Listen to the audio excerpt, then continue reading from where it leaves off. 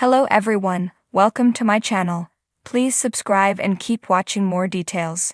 Emmerdale confirms who wins in Crowley and Kim cash battle. Emmerdale has aired an iconic epilogue in the battle between greedy Crowley and Kim Tate, with the home farm matriarch coming out on top in a double-crossing twist. As the village was mourning Nate Robinson on his funeral, Joe Tate had something else on his mind. Last week, Crowley managed to get his hands on Joe's fortune after kidnapping him and threatening to undo his kidney transplant. Now, Joe had reluctantly been helping Crowley to con Kim out of her money, pushing her to invest in a solar panel company. In tonight's hour-long episode, Kim sensed Joe had been on edge and checked in on him. As Joe was secretly considering a one-way ticket to Buenos Aires, Kim offered him a non-judgmental ear, but also reiterated she didn't intend to invest.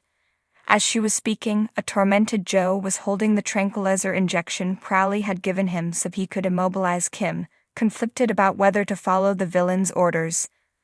Later on, Crowley and Thug Sean turned up at the house convinced that Joe had drugged Kim.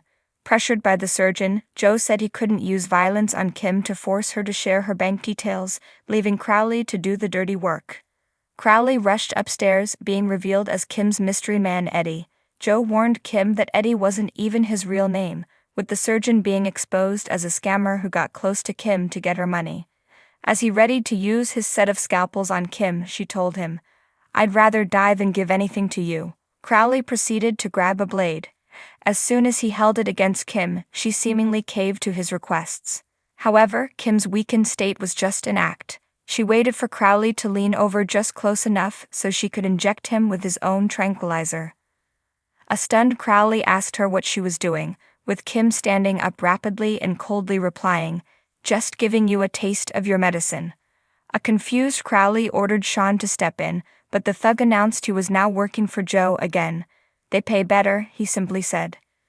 As Crowley collapsed on the bed, Kim reminded him who was boss. "I haven't worked my own life for some weak little man to come and steal every penny I own," she told him.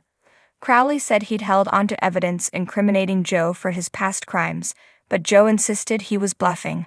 Kim wasn't going to let Crowley intimidate her. She told Sean to extract the details of the doctor's deposit box from him with whatever means necessary. She insisted Sean use extra care to ensure Crowley was never to mess with them again. "If you even try, they'll never find your body," she told the doctor. Later on, Joe apologized to Kim for lying to her. "I didn't have a choice," he said to an unimpressed Kim. Despite Joe's insistences that he'd only been trying to protect Kim, it was clear she didn't trust him.